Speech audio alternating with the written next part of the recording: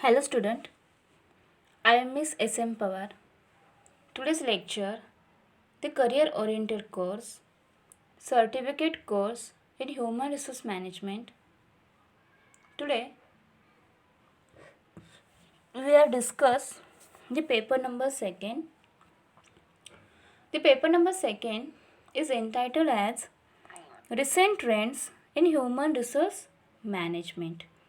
आपण career oriented course, तुमचा जो करिअर ओरिएंटेड कोर्स आहे certificate course in human resource management याचा स्टडी करीत आहोत.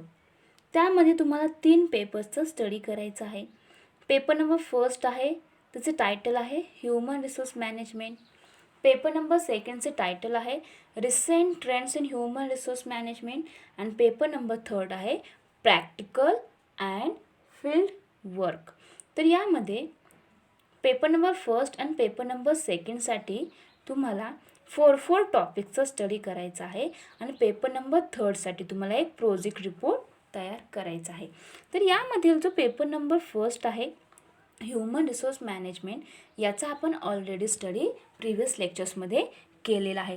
त्यामध्ये जी 4 टॉपिक्स होते पेपर नंबर फर्स्टमध्ये जे 4 टॉपिक्स होते त्यांचा 1 बाय 1 स्टडी आपण ऑलरेडी केलेला आहे. तर या लेक्चर्समध्ये आपण paper number second recent trends in human resource management याचा आपण स्टडी करीत आहोत. तर या लेक्चर्समध्ये आज आपण कोणत्या कंटेंटचा स्टडी करणार आहोत. तर यामध्ये आज compensation in global companies. Compensation in global companies हा कंटेंट काय आहे याचा स्टडी आपण या ठिकाणी करणार आहोत. तर unit number second is entitled as international human resource management. तुम्हाला या पेपर नंबर सेकंडसाठी 4 टॉपिक्स आहेत. त्यामध्ये युनिट नंबर फर्स्टचे टायटल आहे इंट्रोडक्शन टू HRD. त्यानंतर युनिट नंबर सेकंड आहे इंटरनॅशनल HRM. थर्ड युनिट आहे रिफॉर्म्स इन HRM आणि लास्ट युनिट आहे EHRM. तर अशा प्रकारे 1 बाय 1 टॉपिकचा स्टडी आपण करणार आहोत. तर यामधील जो युनिट नंबर सेकंड आहे त्याचे टायटल आहे इंटरनॅशनल HRM. HRMचं फुल फॉर्म आहे ह्युमन रिसोर्स मॅनेजमेंट. तर इंटरनॅशनल लेवलला या ह्युमन रिसोर्सचे मॅनेजमेंट कशा पद्धतीने केले जाते त्याचा स्टडी आपण या ठिकाणी करीत आहोत. तर प्रिव्हियस लेक्चर्समध्ये आपण ही इंटरनॅशनल HRM जी काही कन्सेप्ट आहे त्याचा स्टडी ऑलरेडी आपण केलेला आहे. त्याचबरोबर आपण प्रिव्हियस लेक्चर्सला global recruitment and selection process, जेव्हा इंटरनॅशनल लेवलवरती जो काय एम्प्लॉई आहे त्याचे त्या ठिकाणी सिलेक्शन केले जाते, रिक्रुटमेंट केले जाते. मग अशी रिक्रुटमेंट करण्यासाठी कोणकोणत्या प्रोसेसचा वापर केला जातो, सिलेक्शन करण्यासाठी कोणती प्रोसेस वापरली जाते याचा ऑलरेडी आपण स्टडी प्रिव्हियस लेक्चर्समध्ये केलेला आहे. आज आपण या लेक्चर्समध्ये कंपेन्सेशन इन ग्लोबल कंपनीज या कंटेंटचा स्टडी आपण या ठिकाणी करणार आहोत. तर इंटरनॅशनल HRM ही कन्सेप्ट काय आहे, जेव्हा बिझनेस हा नॅशनल बाउंड्रीच्या पलीकडे जाऊन केला जातो तेव्हा तो बिझनेस कसा होतो, तर तो इंटरनॅशनल लेवलचा बिझनेस होत असतो. मग असा इंटरनॅशनल बिझनेस करताना प्रत्येक बिझनेस ऑर्गनायझेशनमध्ये एम्प्लॉयची आवश्यकता ही निश्चितच असते. मग असे एम्प्लॉईज जे त्या इंटरनॅशनल बिझनेस करण्यासाठी आवश्यक असतात त्या ऑर्गनायझेशनमध्ये आवश्यक असतात. मग असे जे काही ह्युमन रिसोर्स आहे ते रिक्रूट करण्यापासून वेगवेगळी प्रोसेस त्या ठिकाणी अवलंबली जाते. त्याच्याच बरोबर जे काही रिक्रूट केलेले एम्प्लॉईज आहेत त्यांचे सिलेक्शन कशा पद्धतीने केले जाते, त्याच्यासाठी प्रोसेस कोणती यूज केली जाते त्याचा स्टडी आपण ऑलरेडी केला आहे. आता जे काही एम्प्लॉई आहेत ते बिझनेस ऑर्गनायझेशनमध्ये काम करतात. मग ते जे काही काम करतात ती ज्या ऑर्गनायझेशनसाठी सर्व्हिस प्रोव्हाइड करतात त्यासाठी त्यांना काहीतरी मोबदला देणे आवश्यक आहे. त्यांनी जे काही काम केले आहे त्याचे रिवॉर्ड किंवा त्यांचा मोबदला म्हणून त्यांना काहीतरी देणे आवश्यक आहे. यासाठी ती कंपनी काय देते, वेजेस किंवा सॅलरी हे पेड करीत असते. त्याचबरोबर ओके. त्याचबरोबर जो काय एम्प्लॉय आहे त्याला रेम्युनरेशन म्हणून हे कम्पेन्सेशन त्या एम्प्लॉयला पेड केले जाते. तर असे कम्पेन्सेशन म्हणजे काय आणि असे ग्लोबल कंपनीजमध्ये हे कम्पेन्सेशन कशा पद्धतीने दिले जाते त्याचा स्टडी आज आपण या ठिकाणी करत आहोत.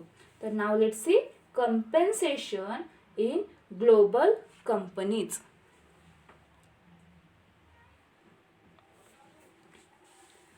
Compensation is the amount of remuneration paid to the employees. Okay, listen again. What is meant by compensation?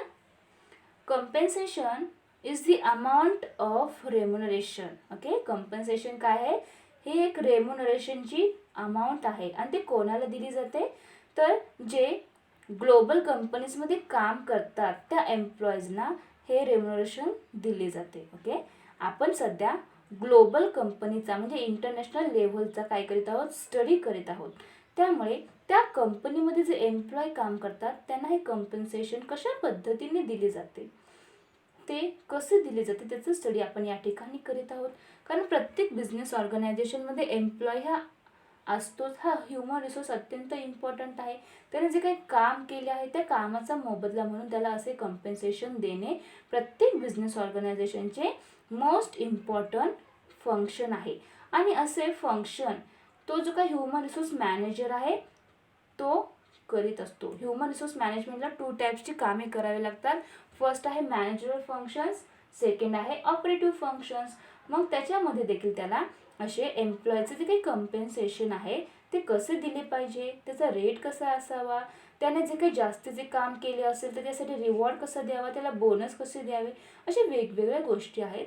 हे सर्व फंक्शन्स तो ह्युमन रिसोर्स मॅनेजर करीत असतो. मग ते कम्पेन्सेशन या ग्लोबल कंपनीजमध्ये कशा पद्धतीने दिले जाते, त्याचा रेट कसा असतो, तो कोणत्या स्वरूपात दिला जातो, त्याचे नेचर काय आहे ते आपण या ठिकाणी त्याचा स्टडी करीत आहोत. तर compensation is the amount of remuneration paid to the employees. त्या कंपनी जे एम्प्लॉईज आहेत त्या कंपनीतील एम्प्लॉईजला रेम्युनरेशन म्हणून हे कम्पेन्सेशनची जी काही अमाऊंट आहे ती पेड केली जाते. The 2 issues involved in compensation management. मग हे जे काही कम्पेन्सेशन मॅनेजमेंट आहे ओके, हे जे कम्पेन्सेशन मॅनेजमेंट आहे याच्यामध्ये 2 इश्यूज इन्व्हॉल्व आहेत. तर ते 2 इश्यूज कोणते आहेत तर national economic differences and payment practices. या कम्पेन्सेशन मॅनेजमेंटमध्ये 2 गोष्टीचा इश्यू आहे याच्यामध्ये इन्व्हॉल्व आहेत की नॅशनल इकॉनॉमिक डिफरन्सेस. नॅशनल म्हणजे काय राष्ट्रीय आर्थिक डिफरन्सेस तफावत आणि पेमेंट प्रॅक्टिसेस यांचा समावेश कम्पेन्सेशन मॅनेजमेंटमध्ये होतो.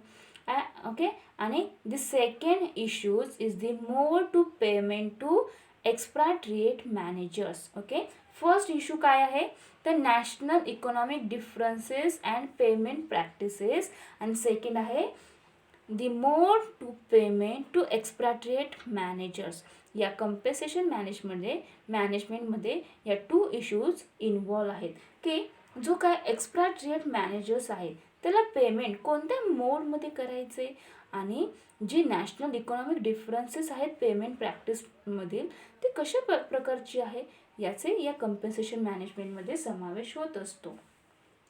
There are significant differences in the compensation levels and structure among different countries. Okay, there are significant differences. हा एक महत्त्वाचा काय आहे एक फरक आहे in the compensation level. Compensation लेवलमधील हा एक अत्यंत महत्त्वाचा इसेन्शियल असा डिफरन्स आहे आणि असा डिफरन्स हा डिफरंट कंट्रीजमधील जे काही स्ट्रक्चर आहे त्या ठिकाणी दिसून येतो, निदर्शनास येतो. मग याचं कारण काय आहे तर this is because the firms pay they executives of various countries based on the local compensation level. Okay, this is because the firms pay the executives of various countries based on the local compensation level. मग यामध्ये जो extra trade पे आहे तो कशा पद्धतीने केली जाते, त्याचे कम्पेन्सेशन कशा पद्धतीचे आहे, त्याचा स्टडी आपण आता या ठिकाणी करणार आहोत. तर extra trade pay is mostly based on the balance sheet approach. Okay, जे एक्स्ट्रा ट्रेड पेज आहे ते कशा प्रकारे पे केले जाते, ओके, त्यांना ते त्यांचे कम्पेन्सेशन कशा पद्धतीने दिले जाते, तर बॅलन्स शीट ॲप्रोचच्या आधारे या एक्स्ट्रा ट्रेड यांचे पेमेंट या ठिकाणी केले जाते. Under the balance sheet approach the compensation package enables the expatriate employees in various countries to maintain the same standard of living. Okay, तर या बॅलन्स शीट ॲप्रोचमध्ये काय केले जाते, तर the compensation packages enables the expatriate employees. Okay, ज्या expatriate एम्प्लॉईजला जो काही कम्पेन्सेशनचा package दिला जातो तो एनेबल केला जातो आणि various countries to maintain the same standard of living. आणि अशा अनेक ज्या काही विविध कंट्री आहेत त्या अशा प्रकारचे सेम स्टँडर्ड ऑफ लिव्हिंग काय करतात, मेंटेन करीत असतात. This approach also provides for offsetting quantitative differences among employment location. हा जो काही बॅलन्स शीट ॲप्रोच आहे तो अनेक गोष्टी काय करतो, प्रोव्हाइड करीत असतो. मग याच्यामध्ये ओके प्रोव्हाइड करताना ते काय प्रोव्हाइड करतो, तर offsetting quantitative differences among employment location. जो काही एम्प्लॉयमेंट आहे त्याचं जे काही लोकेशन आहे त्याच्यामधील क्वांटिटेटिव्ह डिफरन्सेस हे ऑफसेटिंग करायचे काम हे ॲप्रोच यामध्ये करीत असतो. तर एक्सपाट्रिएट पे कशा पद्धतीने केले जाते, तर असा एक्सपाट्रिएट पे करताना त्याच्यामध्ये बॅलन्स शीट ॲप्रोचचा आधार घेऊन असे एक्सपाट्रिएट पे या ठिकाणी केले जाते. त्यानंतर सेकंड आहे ग्रॅच्युइटी. तर ग्रॅच्युइटी कशी दिली जाते, तर expatriate employees are paid gratuity at a fixed rate for every year of completion of service in the foreign country. तर ग्रॅच्युइटी काय आहे, ओके, तर जो का एक्सपाट्रिएट एम्प्लॉईज आहे त्याला अशी ग्रॅच्युइटी ही दिली जाते. मग अशी ग्रॅच्युइटी देताना ओके तो एक्सपाट्रिएट एम्प्लॉईजला अशी ग्रॅच्युइटी पेड करताना त्याचा फिक्स्ड रेट या ठिकाणी ठरलेला असतो. ओके, त्या फिक्स्ड रेटनुसारच त्याला अशी ग्रॅच्युइटी ही ग्लोबल कंपनीज पेड करीत असतात.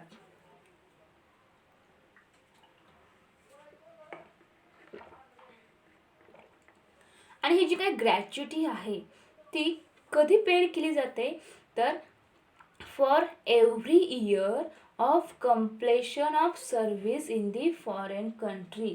जी काय फॉरेन कंट्री आहे त्यामध्ये जो त्या कंपनीमध्ये सर्व्हिस करीत असेल तर त्या completion of service in the foreign country every year okay प्रत्येक वर्षी अशी ग्रॅच्युइटी त्या एम्प्लॉईला ती कंपनी पेड करीत असते. जोपर्यंत त्या कंपनीमध्ये सर्व्हिस करीत आहे ओके, जोपर्यंत तो फॉरेन कंट्रीमध्ये ओके जोपर्यंत सर्व्हिस करीत आहोत तर त्या प्रत्येक वर्षी अशी ग्रॅच्युइटी त्या एक्सपाट्रिएट एम्प्लॉईला हे फॉरेन कंट्री पेड करीत असते. अशी जी काही ग्रॅच्युइटी दिली जाते ती प्रत्येक वर्षी दिली जाते आणि त्याचा ओके ग्रॅच्युइटी जी दिली जाते त्याचा रेट हा फिक्स्ड रेट ठरलेला असतो. त्या फिक्स्ड रेटच्या आधारेच असे ग्रॅच्युइटी त्या एक्सपाट्रिएट एम्प्लॉईजला ती फॉरेन कंट्री प्रत्येक वर्षी देत असते. Gratuity is the inducement to the expatriates to work for quite longer period in the foreign country. तर अशी ग्रॅच्युइटी त्या एक्सपाट्रिएट्स वर्कर्सला का दिली जाते, तर त्याने त्या फॉरेन कंट्रीमध्ये ओके लॉंगर पिरियडसाठी काय केले पाहिजे, त्या ठिकाणी काम केले पाहिजे. ओके, फॉरेन कंट्री अशी ग्रॅच्युइटी त्या वर्कर्सला का देत असते, तर त्याने जास्तीत जास्त वर्ष त्या फॉरेन कंट्रीमध्ये काम करावे. ओके, हा त्यांचा मेन ऑब्जेक्टिव्ह असतो आणि याच्यासाठी अशी ग्रॅच्युइटी त्या वर्कर्सला, त्या एक्सपाट्रिएट एम्प्लॉईजला या ठिकाणी दिली जाते. त्यानंतर आणखीन एक महत्त्वाचं ते आहे कंपेन्सेशन अलाउन्सेस. ओके, अलाउन्सेस म्हणजे काय, तर विविध प्रकारचे भत्ता. Okay, expatriate employees are paid various allowances. जो एक्सपाट्रिएट एम्प्लॉईज आहे त्याला असे अनेक प्रकारचे अलाउन्सेस पेड केली जातात. ओके, एक्सपाट्रिएट एम्प्लॉईजला अशा व्हेरियस प्रकारचे अलाउन्सेस पेड केले जातात. मग असे अलाउन्सेस कोणकोणते आहेत, तर like car allowances, resettlement allowances, housing allowance, hardship allowance, cost of living allowance, education allowance, medical allowance, असे अनेक वेगवेगळे प्रकारचे जे काही अलाउन्सेस आहेत त्या एक्सपाट्रिएट एम्प्लॉईजला ती फॉरेन कंट्री पेड करीत असते. तर कोणकोणते अलाउन्सेस आहेत, तर कार अलाउन्स. ओके, ती कंपनी काय करीत असते, तर त्या एम्प्लॉयला कार प्रोव्हाइड करीत असते. हा अलाउन्स त्या व्यक्तीला दिला जातो. त्यानंतर रीसेटलमेंट अलाउन्स. ओके, हा देखील या अलाउन्समधील अत्यंत इम्पॉर्टंट असा भत्ता आहे आणि हा रीसेटलमेंट अलाउन्स देखील त्या एक्सपाट्रिएट एम्प्लॉईजला दिला जातो. Housing allowance. Okay, housing facility त्यांना दिली जाते. Hardship allowance, cost of living allowance, education allowance and medical allowance, अशी अनेक प्रकारची अलाउन्सेस त्या एक्सपाट्रिएट एम्प्लॉईजला ती फॉरेन कंट्री पेड करीत असते.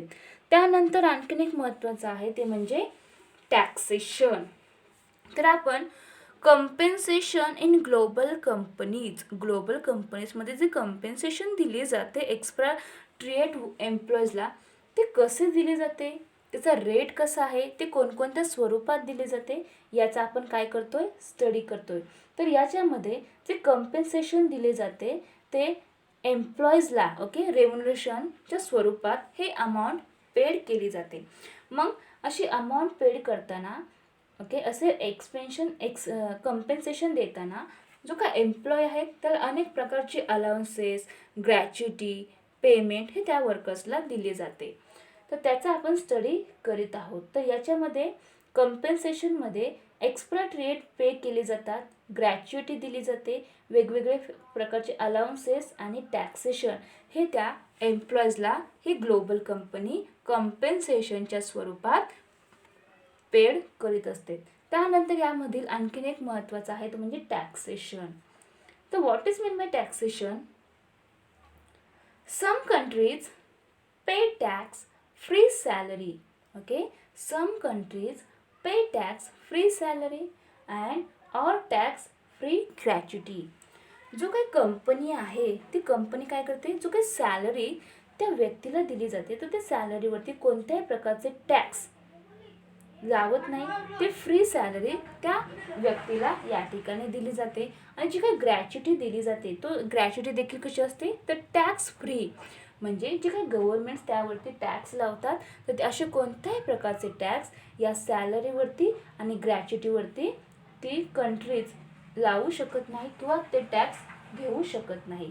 Most of the countries pay taxable salary and gratuity. आणि अनेक कंपनी काय करतात तर अशी जी काही सॅलरीज आहेत, जी काही ग्रॅच्युटी आहे ते टॅक्सेबल पद्धतीने पेमेंट त्यांचे करीत असतात. तर अशा प्रकारे ओके ग्लोबल कंपनीज त्या एम्प्लॉईजला त्यांच्या कंपनीमध्ये जे एम्प्लॉईज काम करतात ओके त्यांच्या कंपनीमध्ये जे एम्प्लॉईज काम करतात त्यांना असे कंपेन्सेशन त्या ठिकाणी दिले जाते. त्याच्यामध्ये त्यांना ग्रॅच्युटी दिली जाते. ग्रॅच्युटी देताना त्याचा जो काही फिक्स्ड रेट आहे तो ठरलेला असतो. आणि प्रत्येक वर्षी ओके जोपर्यंत ती काय फॉरेन कंट्रीमध्ये जो वर्कर काम करतो, जो एम्प्लॉय काम करतो त्या ठिकाणी जो सर्व्हिस देत असतो तर अशी सर्व्हिस त्याने दिली आहे याच्यासाठी त्याला प्रत्येक वर्षी ती कंपनी ग्रॅच्युटी देत असते. त्याचा फिक्स्ड रेट ठरलेला असतो. त्याचबरोबर ही कंपनी ओके अलाउन्सेस देखील त्या एम्प्लॉईजला प्रोव्हाइड करीत असते. मग असे अलाउन्सेस कोणकोणत्या प्रकारचे असतात तर यामध्ये car allowance, resettlement allowance, housing allowance, hardship allowance, cost of living allowance, education allowance, medical allowance असे वेगवेगळे अलाउन्सेस देखील ती कंपनी त्या एम्प्लॉयला या ठिकाणी पेड करीत असते. त्यानंतर आहे टॅक्सेशन. टॅक्सेशन म्हणजे काय, जी काही गोष्ट असेल, कोणत्याही प्रकारची प्रोडक्ट असेल किंवा सर्व्हिसेस असेल, त्याच्यावरती ती गव्हर्नमेंट काय करत असते, टॅक्स लावत असते, कर लावत असते. पण या फॉरेन कंट्रीजमधील कंपनी काय करतात, तर जो काय एम्प्लॉईज आहे त्याला अशी सॅलरी पेड करताना ती टॅक्स फ्री सॅलरी त्यांना पेड केली जाते. जी काही ग्रॅच्युटी दिली जाते ती ग्रॅच्युटी देखील टॅक्स फ्री, म्हणजे त्यांच्यावर कोणत्याही प्रकारचा टॅक्स लागणार नाही अशा प्रकारची ही ग्रॅच्युटी आणि सॅलरी ही कम्पेन्सेशनच्या स्वरूपात त्या एम्प्लॉयला म्हणजे एक्सपाट्रिएट एम्प्लॉयला पेड करण्याचे काम या ठिकाणी केले जाते. And most of the countries pay taxable salary and gratuity. आणि अनेक कंपनी काय करतात, तर अशा ग्रॅच्युटी आणि सॅलरी हे टॅक्सेबल, म्हणजे कोणत्याही प्रकारचा टॅक्स त्या ठिकाणी लागणार नाही अशा प्रकारची अमाऊंट या ठिकाणी पे केली जाते. तर असे अनेक वेगवेगळे टाईप्स आहेत ज्याच्यामधून ते एम्प्लॉईजला या ग्लोबल कंपनीज काय करतात, त्यांचे पेमेंट करण्याचे, त्यांचे कम्पेन्सेशन करण्याचे काम या ठिकाणी करीत असतात. त्यानंतर कम्पेन्सेशन फॉर ओव्हरसीज पर्सनल. हे कम्पेन्सेशन ऑफ ओव्हरसीज पर्सनल काय आहे त्याचं स्टडी आपण आता या ठिकाणी करणार आहोत. तर now let's see compensation for overseas personnel. तर या कम्पेन्सेशन ऑफ ओव्हरसीज पर्सनलचे 3 कॅटेगरीजमध्ये काय केले आहे, क्लासिफिकेशन केले आहे. Now let's see the first category आहे home country salary. Second category आहे host country cost and third is host country equivalent. तर या 3 कॅटेगरीमध्ये या कम्पेन्सेशन ऑफ ओव्हरसीज पर्सनलचे काय केले आहे, क्लासिफिकेशन केले आहे. Now let's C one by one. तर ही जी काही होम कंट्री सॅलरी आहे त्याच्यामध्ये देखील अनेक कंटेंट्स, अनेक टाईप्स इन्क्लूड आहे. तर होस्ट कंट्री सॅलरी म्हणजे काय, तर त्याच्यामध्ये salary, income tax benefits, housing, goods and services आणि रिझर्व असे वेगवेगळे कम्पेन्सेशन ही होम कंट्री या सॅलरीच्या माध्यमातून त्या एम्प्लॉयला अशा प्रकारचे कम्पेन्सेशन प्रोव्हाइड करीत असते. तर त्याच्यामध्ये कोणकोणते आहेत, तर फर्स्ट आहे salary, second is income tax benefits, housing, goods and services and reserve. त्यामधील ओके या कम्पेन्सेशन ऑफ ओव्हरसीज पर्सनल यामधील सेकंड जो टाईप आहे त्याच्यामध्ये अनेक गोष्टी इन्क्लूड आहेत. तर त्याच्यामध्ये salary, income tax benefits, housing, goods and services आणि रिझर्व या सर्व फॅसिलिटीज, या सर्व कम्पेन्सेशन ही होस्ट कंट्री काय करत असते, या ठिकाणी त्यावरती कॉस्ट लावत असते.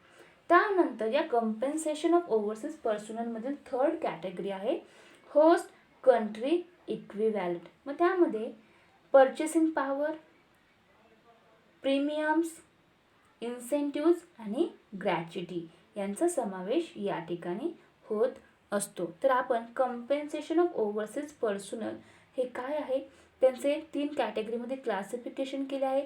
त्यामध्ये फर्स्ट टाईप आहे home country salary, second is host country cost and third is host country equivalent. याच्या पद्धतीने ओके हे कम्पेन्सेशन फॉर ओव्हरसीज पर्सनल अशा पद्धतीने असते.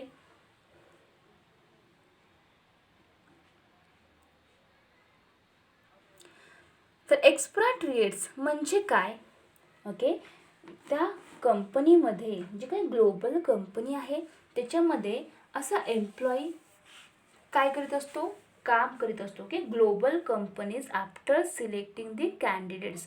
असे जे काही ग्लोबल कंपनी आहे त्यांनी त्यांचा जो काही कॅन्डिडेट आहे तो सिलेक्ट केल्यानंतर काय केले जाते, तर place them in various countries. मग जो काही एम्प्लॉय आहे त्याचे व्हेरियस कंट्रीजमध्ये काय केले जाते, प्लेसमेंट केले जाते.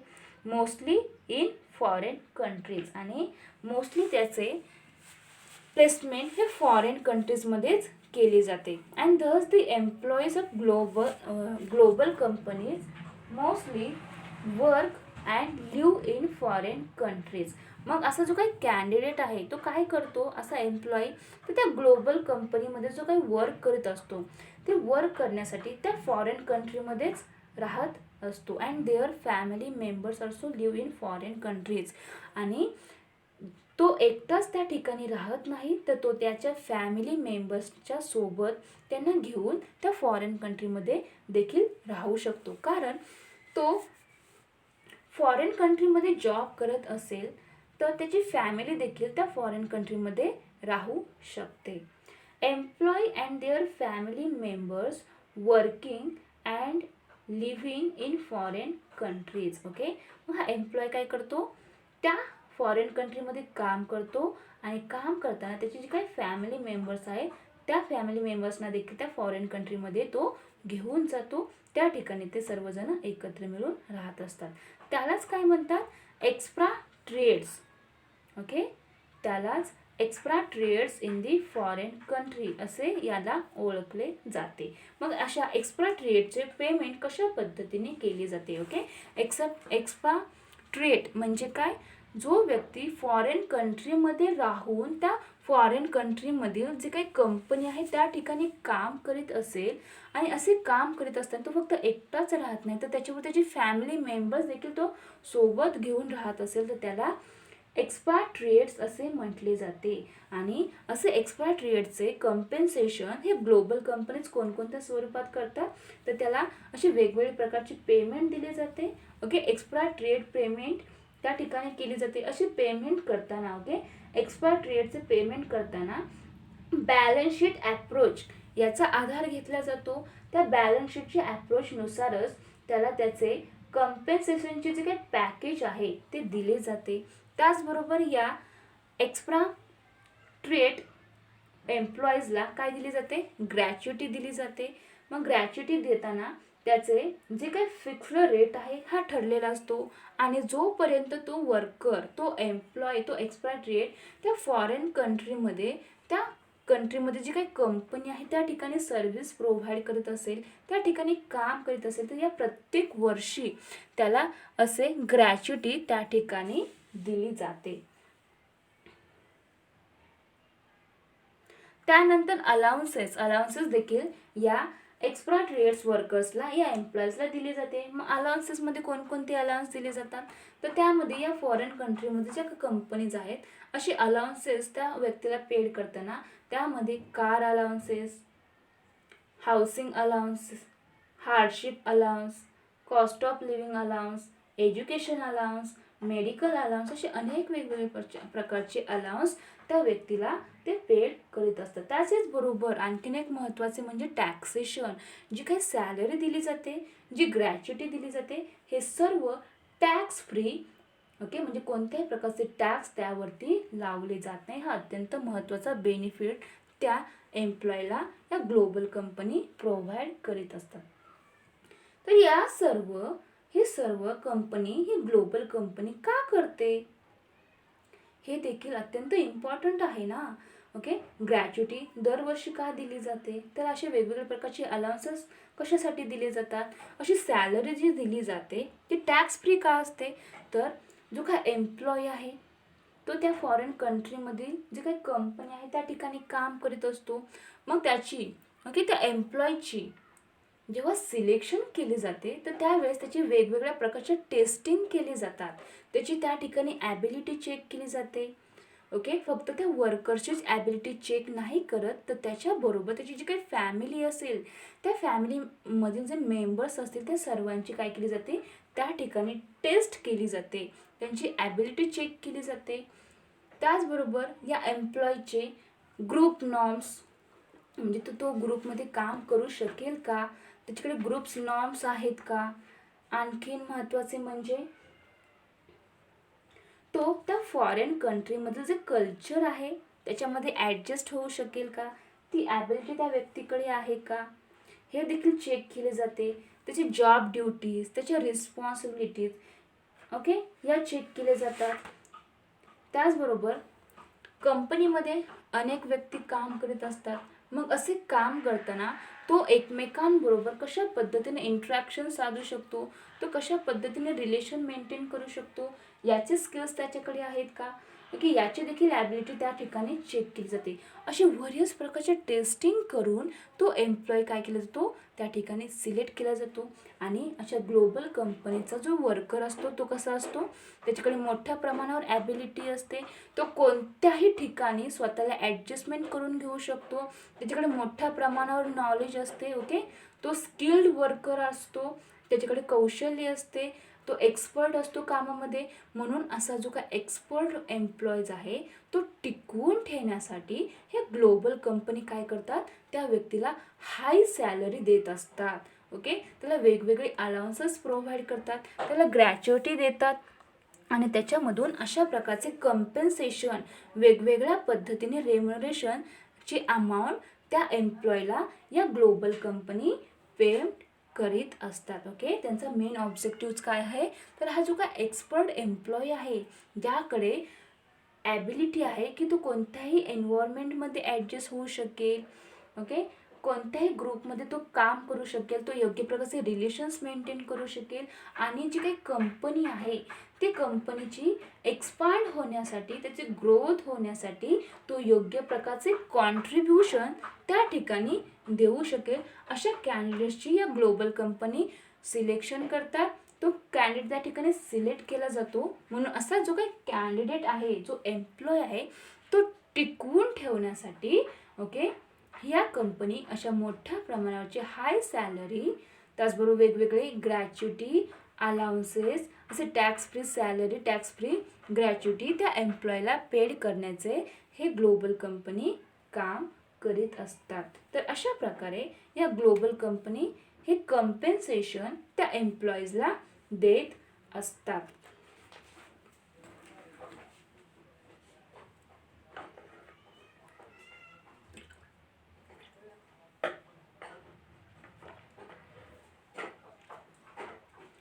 तर आज आपण या लेक्चर्समध्ये compensation in global companies, okay, compensation in global companies हा कंटेंट काय आहे त्याचा स्टडी केला आहे. याच्यामध्ये आपण काय पाहिले, तर जी काही ग्लोबल कंपनी आहे ती त्या कंपनीमध्ये जे एम्प्लॉईज आहेत त्या एम्प्लॉईजला कंपेन्सेशन कशा पद्धतीने देते, ते का देते, त्याचे रिझन काय आहे, अशी हाय सॅलरी ते कशासाठी देतात, जे काही सॅलरी दिली जाते, जी ग्रॅच्युटी दिली जाते, ती अलाउन्सेस कोणकोणते आहेत, ओके, ते एक्सपाट्रिएट पे काय आहे, यांचा स्टडी आज आपण या ठिकाणी या लेक्चर्समध्ये केलेला आहे. तर आपण certificate course in human resource management या कोर्सचा स्टडी करत आहोत. त्याच्यामध्ये आपण ओके जो पेपर नंबर 2 आहे, पेपर 2चे टायटल आहे recent trends in human resource management, याचा स्टडी आज आपण या लेक्चर्समध्ये करतोय. ओके, त्याचबरोबर या पेपर नंबर 2मधील जो टॉपिक नंबर 2 आहे, ओके, टॉपिक नंबर 2चे टायटल आहे इंटरनॅशनल HRM. आपण पूर्णपणे इंटरनॅशनल लेवलचे ह्युमन रिसोर्स मॅनेजमेंट कशा पद्धतीने केले जाते याचा स्टडी या ठिकाणी करीत आहोत. आणि आज आपण या लेक्चर्समध्ये हा जो काही ह्युमन रिसोर्स आहे, जो एम्प्लॉय आहे, त्याचे ग्लोबल कंपनीमध्ये कंपेन्सेशन कसे दिले जाते, ओके, त्याचा स्टडी आज आपण या ठिकाणी या लेक्चर्समध्ये केला आहे. तर नेक्स्ट लेक्चरला आपण कोणता कंटेंट पाहणार आहोत, तर नेक्स्ट लेक्चरला women in international business, okay, women in international business हा जो काही कंटेंट आहे त्याचा स्टडी आपण नेक्स्ट लेक्चरला करणार आहोत. कारण हा वुमेन इन इंटरनॅशनल बिझनेस म्हणजे आंतरराष्ट्रीय व्यवसायामध्ये वुमेन म्हणजे जी काही स्त्री आहे ती कशा पद्धतीने पुढे चालली आहे, तिने कोणकोणत्या प्रकारचे काम केले आहे, तर इंटरनॅशनल बिझनेसमध्ये कशा प्रकारे काम करते, ते काय आहे, तो कंटेंट काय आहे, त्याच्या आधारे आपण ते समजून घेण्याचा प्रयत्न नेक्स्ट लेक्चरमध्ये करणार आहोत. तर अशा प्रकारे आज आपण ग्लोबल कंपनीज ज्या काही कंपेन्सेशन देत असतात, ओके, जे रेम्युनरेशन देत असतात ते त्यांच्या एम्प्लॉईजला कशा पद्धतीने देतात, त्याच्यामध्ये कोणकोणते अलाउन्सेस आहेत, त्याची सॅलरी कशी असते, सॅलरी द्यायची असेल तर त्यासाठी कोणकोणत्या गोष्टी, कोणकोणते ॲप्रोच ते त्याच्या आधारे दिली जाते, त्याचा स्टडी आज आपण या ठिकाणी या लेक्चर्समध्ये केलेला आहे.